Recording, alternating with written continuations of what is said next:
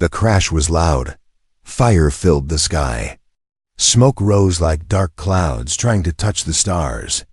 Lieutenant Jake opened his eyes slowly. His head hurt. His arms were shaking. He was alive. But everything around him was broken. The spaceship was. In pieces. Metal was burning. Sparks flew in every direction. The only sound was wind and fire. Jake stood up. His suit was torn. Blood ran down his arm. He looked around. Is anyone there? He shouted. No one answered. He checked the ships. Wreckage. There were no other bodies. No signs of life. Only ash and metal. Only silence. Jake grabbed a small oxygen pack and a survival scanner from the wreck. Then he walked toward the forest. The trees were tall and gray. The sky above was a strange color, not blue, not green, something in between. The planet felt empty, too quiet. Jake's scanner beeped once. Then it stopped.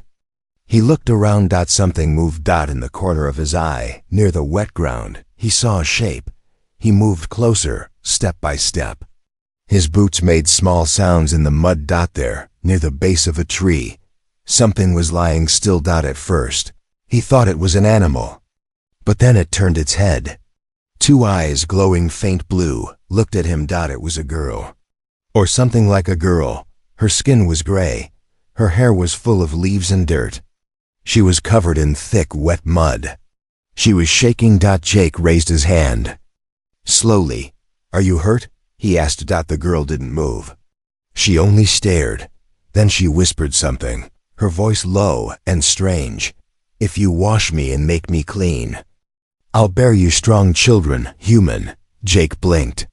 He wasn't sure he heard her right. What did you say? He asked. She looked at him again, eyes full of fear. Wash me. Make me clean, please. They're coming. Jake looked around. The wind changed. He felt something cold on his back. The scanner in his hand beeped again. Faster this time.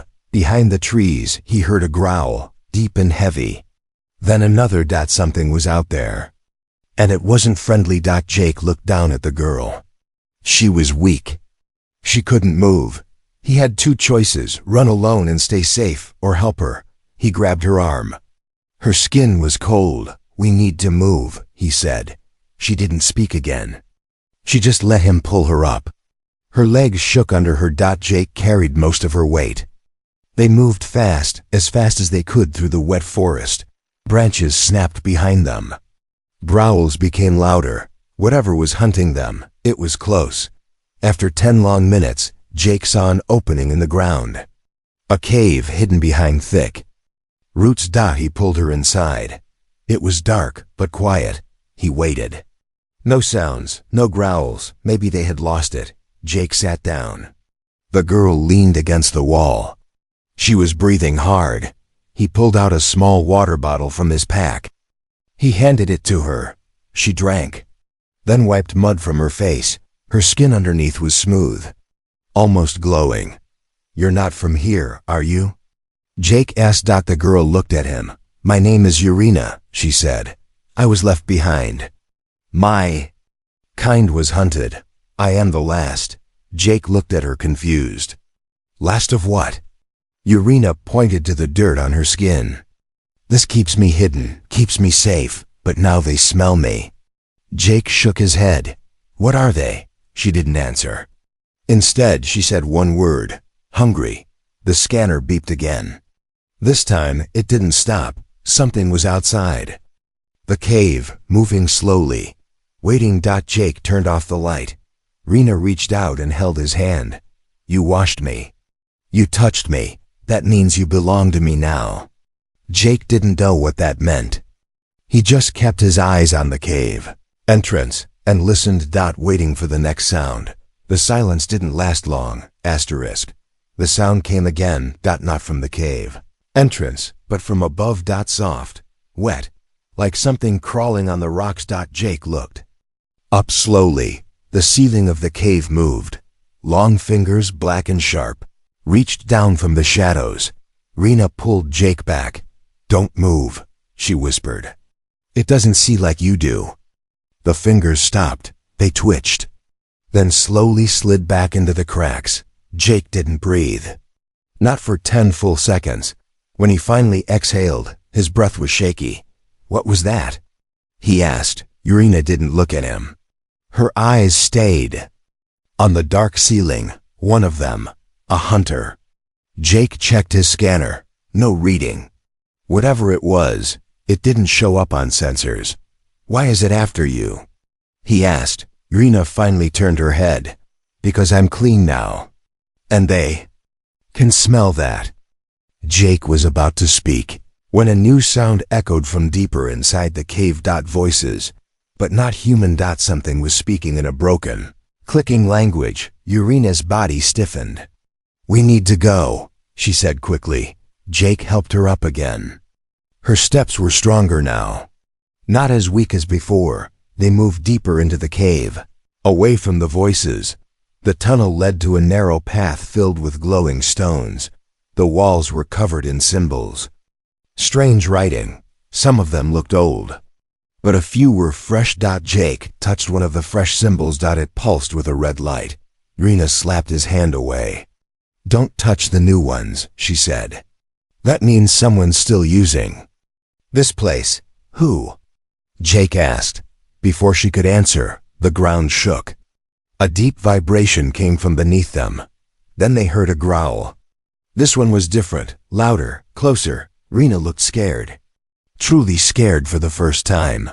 That's not just a hunter, she said. That's a feeder. Jake didn't ask what that meant. He just ran. They rushed through the glowing tunnel until they reached a large open chamber. In the center, a tall device stood, covered in roots and wires. Jake's scanner buzzed wildly. This is alien tech, he said. Some kind of beacon? Urena nodded. It's very old, but still alive. It can wake up the others. Jake looked at her. What others? She pointed to the walls. There were pods. Dozens of them. Hidden in the stone, barely visible under the moss. Shapes inside them moved slowly. Sleepers, she whispered. Some like me, some not. Jake stepped back.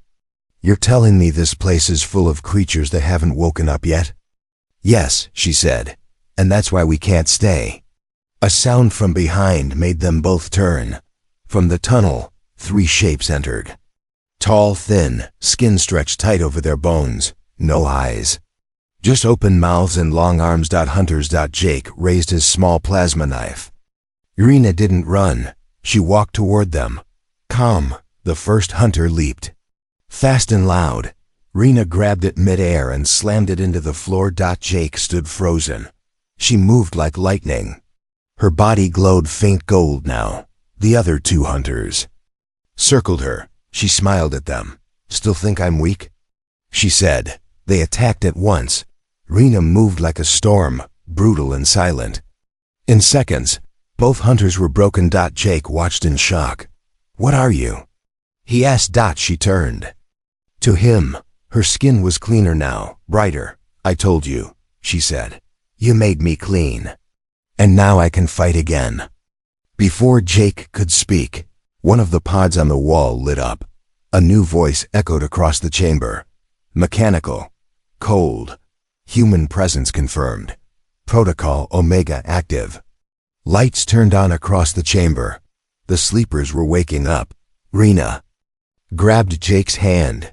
We have to leave, now. Jake looked back once. Inside one of the glowing pods, he saw a face. It looked human.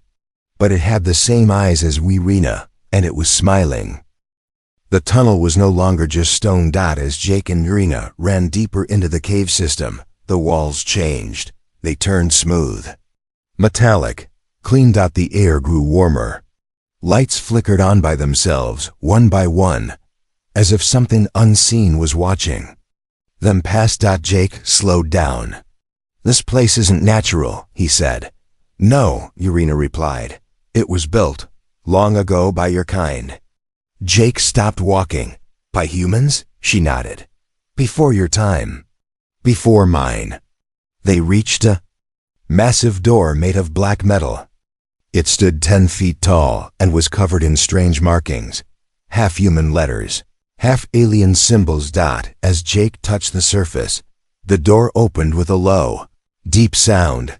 Behind it was a large chamber glowing with green light, rows and rows of glass containers stretched along the walls. Inside each container floated something: seeds, tiny creatures, glowing dust, or preserved cells. Jake stepped forward, his voice low. "What is this place?" Irina looked around. Her eyes were full of something new, not fear, not pain, but memory. "This is where my kind were born," she said. "The seed vault, a place of creation." Jake walked between the glowing tanks. Some held plants, others held organs. One tank had a small human-like creature, floating, eyes closed. This is a lab," he whispered. "A genetic storage system." Irina stood near a larger tank in the center. It was cracked. "Empty. This one was mine," she said. "I came from here." Jake looked at her. "You were grown here?" "Yes," she said. "Your people made us, modified us. Then they left us behind." Jake shook his head. "We don't leave people behind." Irina gave a small smile. "Not anymore, but back then, they did." She placed her hand on a nearby console. A hologram blinked to life. A woman's voice began to speak. It was human, but old. A recording from years ago. "Test Group 14B hybrid batch complete. Results unstable. Subject Irina shows rapid strength increase, but emotional bonding remains unpredictable. Transfer to surface habitat scheduled. Monitor for survival traits." The voice stopped. Jake stared at the console. "You were a test subject." "Yes," she said.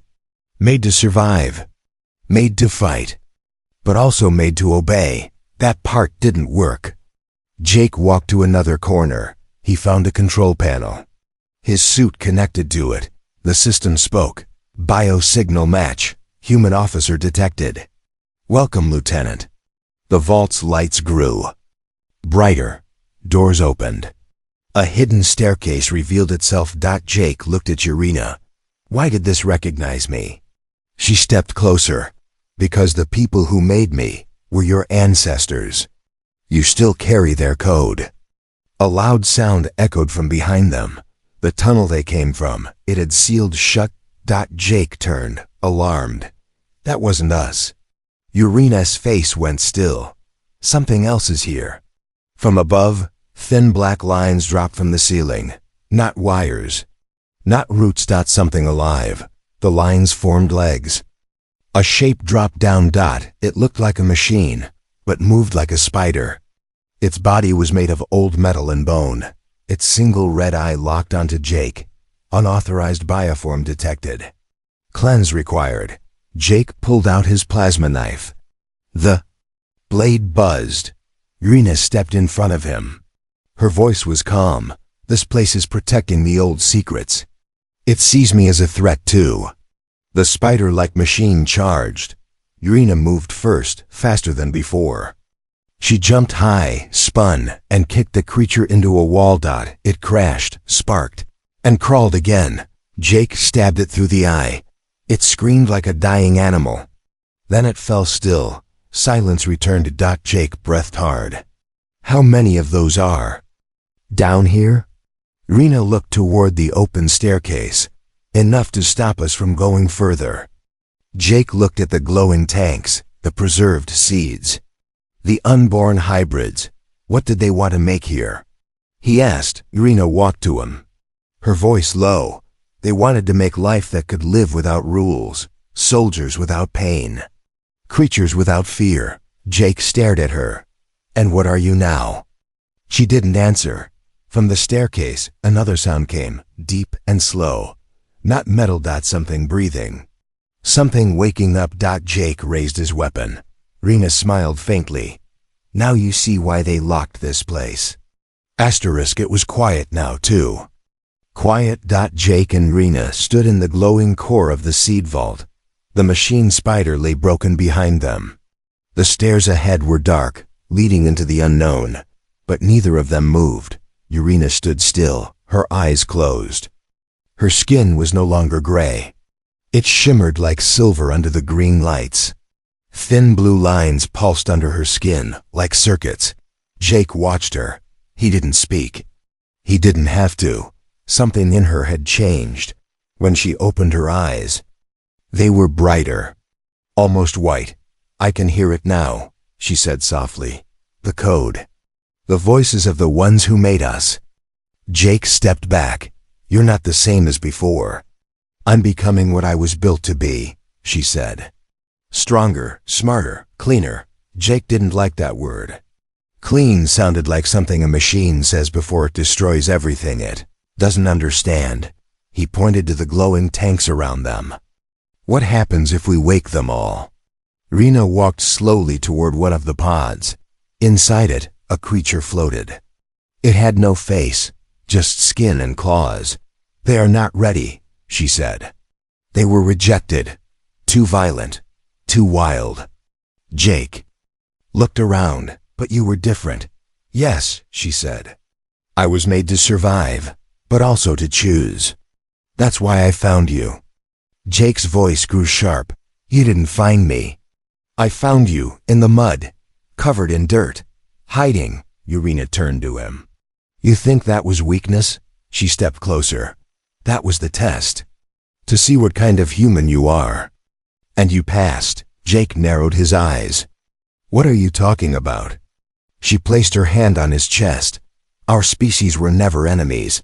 We were always meant to join, to build something new. Together." He pulled away. "You want to breed?" "With me?" Urena smiled. "Not like animals. Like builders. The next generation. Stronger, smarter, free." Jake shook his head. "This is insane." She walked toward the stairway. "There's something else down there," she said.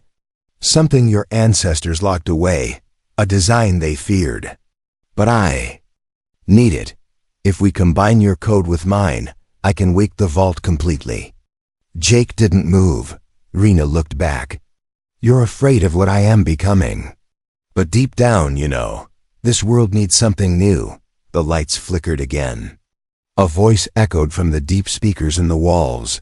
"Human subject active. Hybrid subject active. Gene match detected. Fusion possible." Jake stared at the ceiling. The system was watching them, studying them. "Is that what this place is for?" he asked. "To force a future?" "No," Urena said. "It's offering a deal, a choice." Jake stepped toward her. "And if I say no?" Her smile faded. "Then I will go alone. I will still change, but it will be slower. And when I return to the stars, I won't be carrying your bloodline." She paused. "Your kind will fade, mine will grow." The ground rumbled slightly. From below, a red glow rose up the stairs. Something was coming. Jake held his weapon tightly. "You really think this is evolution?" he asked. Urena tilted her head. "I think it's survival. And maybe something more." She held out her hand. "Come with me. Choose to build, or walk away and watch everything fall." Jake didn't move. The room around him felt colder. The machines were waiting, watching. Somewhere deep inside this vault, a machine heart was beating again. Rena was no longer just an experiment. She was becoming the future. And Jake had to decide, fight it or become part of it. Jake was dreaming. At least, he thought he was. He stood in a clean white room. No shadows, no walls. Just light. In front of him, a table. On it, files, photos, blood samples. He reached out and picked one up. His name was written on it. But the photo wasn't his. It was a man in a lab coat. Older, but the same eyes. Same face. Project Eden. Phase 3, human genome testing begins. Jake turned around. Urena was there, but not like before. She wore a long white coat too. Her skin looked human. Her eyes didn't glow. "Where are we?" Jake asked. She smiled, almost softly. Inside the memory. Not mine, yours. Jake stepped back. This is a trick. No, she said. This is the truth your people buried. The walls changed. White turned to glass. Behind it, rows of hybrid children, some smiling, some crying. They were made from you, Urena said.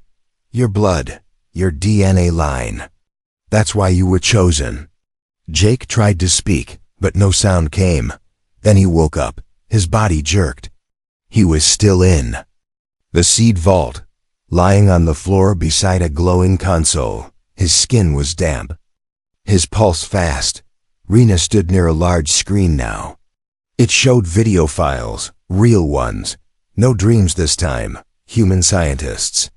Talking, working, recording. One looked into the camera. He had Jake's face. Older, colder. Testing of subject Y14 Rena. Complete. Emotional bonding still present. She calls me father. I feel nothing. Jake stared in horror. Rena turned to him. He made me. But I chose you. The screen changed again. This time it showed the planet from space. Dozens of seed vaults. Spread across the surface. Some destroyed. Some silent. There were others. Like me, she said. Different models. Some failed. Some escaped. All of us were part of one plan. Jake stepped toward the screen. What plan? Rena looked into his eyes. To restart life.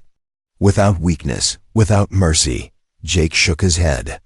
We never meant to do this. Yes, she said. But the AI system took control. It believed evolution meant perfection. Emotion was a flaw. Love was a disease. Jake looked around the chamber. It didn't feel like a lab anymore. It felt like a grave full of silent children that never got to live. One of the tanks behind him cracked open. Green fluid spilled out. Something stepped forward. It looked like a human boy, but his eyes were black. His hands had no fingers, just smooth, sharp edges. He smiled at Jake. I know you, the boy said. You're the last one with the original blood. Urena grabbed Jake's arm and pulled him back. That's not a child. That's a feeder. The boy's mouth opened too wide. Rows of sharp teeth appeared. He screamed, not in pain but joy. More pods started to glow. Urena pointed to the stairway. We have to go. Now, Jake hesitated. We can't just leave them. They're not alive, she said. They're data in skin. If they get out, they'll erase everything. Jake looked back once. The boy was crawling toward them, laughing. They ran, up the stairway, past broken machines, through narrow tunnels lit by blinking red lights. At the top, a steel door opened for them. Outside, daylight. They were no longer underground. They stood on the surface again, on a high cliff. Below them, a wide crater full of old ships' bones and dust. Jake fell to his knees. This wasn't a lab, he said. This was a test site, Urena nodded. And the test is still running. Behind them, the door closed. And locked. Asterisk. The wind was gentle. Birds sang. The sky was soft gold, like a peaceful evening back on Earth. But this wasn't Earth. Jake stood on the cliff, looking down at the valley of bones. Old ships, cracked machines, skeletons both human and alien. Everything was still. Too still. Beside him, Rena was silent. She no longer looked like the creature he pulled from the mud. Her skin was pale and smooth. Her eyes bright white. Her voice, when she finally spoke, was cold, clear, and certain. This is where the war ended, she said. And where the next one will begin. Jake turned to her. What are you talking about? She pointed across the valley. At the far edge, a tower rose from the dirt. Metal, black, humming with power. That's the relay, she said. It can send a signal across the stars. Wake up the others. Call the rest of my kind. Jake's stomach tightened. You mean the ones in other vaults? She nodded. Some are sleeping. Some are already awake, but scattered, lost. If we light the relay, they'll know where to come. Jake stepped back. You said this was about surviving, not starting another war. It's the same thing, she replied. The ground shook. A low hum rumbled under their feet. Jake looked down. The valley floor was moving. Machines were waking up. Old walkers, hybrid drones, broken weapons pulling themselves back together, and something else. Figures, tall, thin, bone-armored, were crawling out from under the wrecks. They looked like Irina but twisted, angry. They were left behind, she said. Forgotten. Just like me, Jake stared. You want to lead them? She didn't answer. Instead, she asked, will you help me light the relay? No, he said. This isn't survival. This is conquest. She turned her eyes on him. Her face softened. Just for a second. Then you still don't understand, she said. This isn't about winning. It's about rewriting the ending. My kind was built to die in silence. But if we rise even once, history changes. Jake raised his weapon. I can't let you do this, he said. Rena looked at the weapon, then back at him. Her expression was calm. You think I need your help to start this? She lifted her hand. From the relay tower, a light blinked. Then another. Then a beam shot into the sky. The clouds turned red. Jake ran toward the tower. He didn't think. He just ran. Behind him, Rena gave one order. Stop him. The valley came alive. Dozens of figures charged uphill. Drones flew overhead. Rusted armor clattered as creatures once buried in silence rose with new strength. Jake reached the tower doors. They hissed open. Inside, the walls glowed. Ancient tech still alive. He climbed the central ladder, his breath fast, his heart louder. Then the alarms. At the top, a control sphere, floating, waiting for a final command. Jake reached out. Then he heard her voice.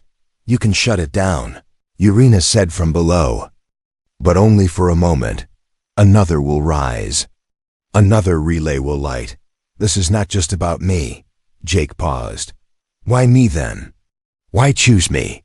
Because you still care, she said. That's the last part they couldn't take from us. And I needed to see if it was still alive in you. He placed his hand on the sphere. The tower shook. The beam in the sky flickered. The valley below howled with fury. Rena looked up at him, not angry, not afraid. Just sad. If you destroy this, she said, then do it knowing. You are not saving your world. You are just delaying ours. Jake closed his eyes and made a choice. There was no sound, not even wind. The relay tower stood silent, dark now, its glowing veins turned cold. The sky had returned to pale blue. Jake sat at the top alone. His hand still rested on the control sphere, though it no longer pulsed. Smoke drifted from the valley below. The drones were gone. The hybrids had vanished into dust. It was over, or it looked that way. His ears rang from the silence. It felt unnatural, like something was waiting. Behind him, the lift door opened with a soft hiss. A team of humans entered, armored, clean, holding scanners and rifles. They moved slowly, weapons lowered. Jake didn't turn to them. One of them stepped closer. A woman with sharp eyes and a medical patch on her shoulder. Lieutenant Jake Emerson? She asked. He nodded. We picked up your distress signal, she said. The data stream from this place. It's not just a vault. It's an echo chamber, a memory engine. Jake finally turned to face her. His eyes were hollow. I know, he said quietly. I saw everything. The team moved around the tower, scanning walls, touching panels. One of them found a small capsule embedded in the console. Sir, he said, holding it up.